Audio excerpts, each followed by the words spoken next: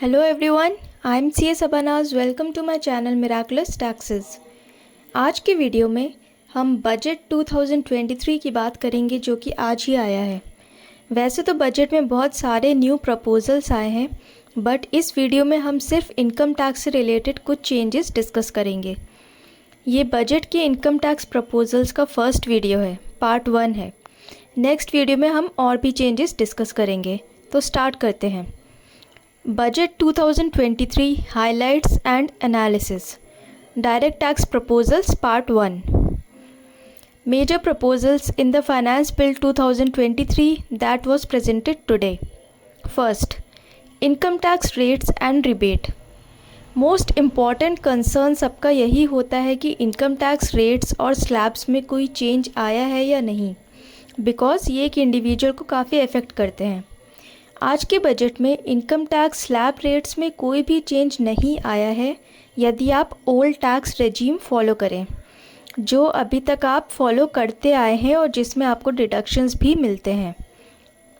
तो old tax regime में rates हैं for individual HUF, AOP, BOI, AJP 2,50,000 तक नील, 2,50,000 के ऊपर अप टू 5 lakhs 5%, 5 lakhs के ऊपर अप टू 10 lakhs 20% और 10 lakhs से ज़्यादा इनकम होने पर 30%।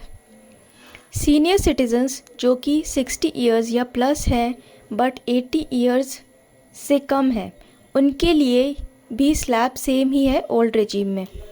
3 lakhs तक नील, 3 lakhs के ऊपर अप टू 5 lakhs 5%, 5 lakhs के ऊपर अप टू 10 lakhs 20% और 10 lakhs के ऊपर 30%।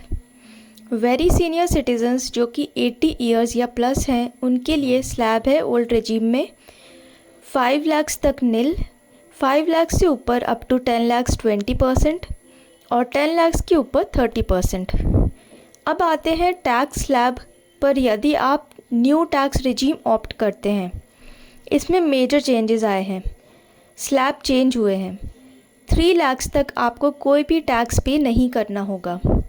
3 lakhs के ऊपर 6 lakhs तक 5%, 6 lakhs के ऊपर 9 lakhs तक 10%, 9 lakhs के ऊपर 12 lakhs तक 15%, 12 lakhs के ऊपर 15 lakhs तक 20% और 15 lakhs के ऊपर 30%।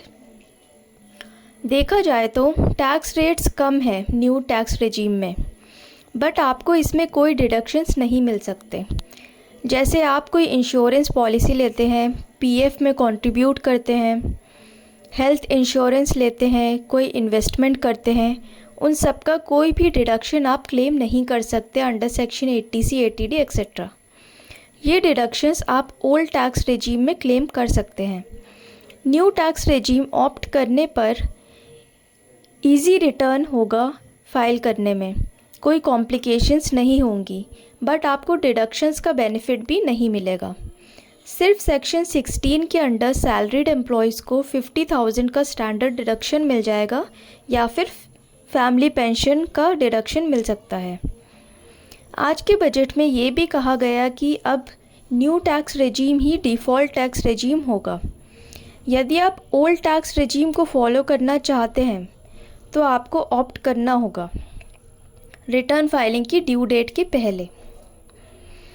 यदि आपकी इनकम में बिजनेस और प्रोफेशन इनकम भी इंक्लूड है, देन आपको न्यू और ओल्ड टैक्स रेजीम ऑप्ट करने का सिर्फ एक मौका मिलेगा और आप जो भी ऑप्ट करेंगे वही आगे की ईयर्स में कंटिन्यू रहेगा। बट यदि आपकी इनकम में बिजनेस प्रोफेशन इनकम नहीं है, तो आपके पास न्यू और ओल्ड टैक्स रेजीम में चूज़ करने का ऑप्शन हर साल रहेगा। अब आते हैं मेन पॉइंट पर जो इस बजट में इंक्लूड किया गया है। न्यू टैक्स रेजीम फॉलो करने वालों को रिबेट मिलेगी up to 7 lakhs of income. तो रिबेट क्लेम करने के बाद आपको 7 लाख रुपीज़ तक कोई भी टैक्स पे नहीं करना होगा। सेकंड इम्पॉर्टेंट प्रपोजल है Agnipath scheme 2022। Agnipath scheme ministry of defence ने इंट्रोड्यूस की थी अग्निवीर्स को इंडियन आर्म्ड फोर्सेस में एनरोल कराने के लिए। ये स्कीम 1 नवंबर 2022 से स्टार्ट हुई थी। अग्निवीर स्कीम के अंडर एक अग्निवीर कॉर्पस फंड बनाया जाता है जिसमें वो पर्सन जो कि एज अग्निवीर एनरोल हुआ है और सेंट्रल गवर्नमेंट दोनों कंट्रीब्यूट करते हैं अमाउंट, और फिर इस अमाउंट पर इंटरेस्ट भी मिलता है। 4 इयर्स कंप्लीट होने के बाद वो सारा अमाउंट इंक्लूडिंग इंटरेस्ट अग्निवीर या उसके नॉमिनी को दे दिया जाता है। अब इस पर टैक्स इम्प्लीकेशंस भी आती हैं जो आज के बजट में इससे रिलेटेड टैक्स कंसर्न को ही डिस्कस किया गया है।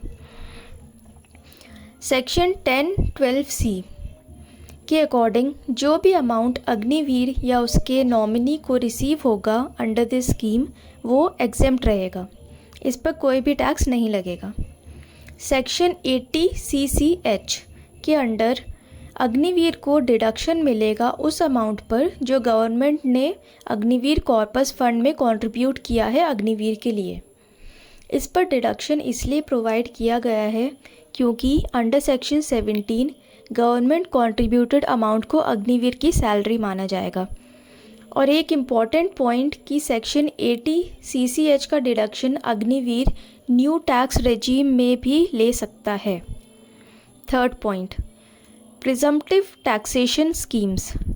सेक्शन 44AD और सेक्शन 44ADA की लिमिट को बढ़ा दिया गया है। सेक्शन 44AD एलिजिबल बिजनेस की लिमिट 2 करोड़ से बढ़ाकर 3 करोड़ कर दी गई है और सेक्शन 44ADA फॉर प्रोफेशंस की लिमिट बढ़ाकर 50 लाख रुपीज़ से 75 लाख रुपीज़ कर दी गई है।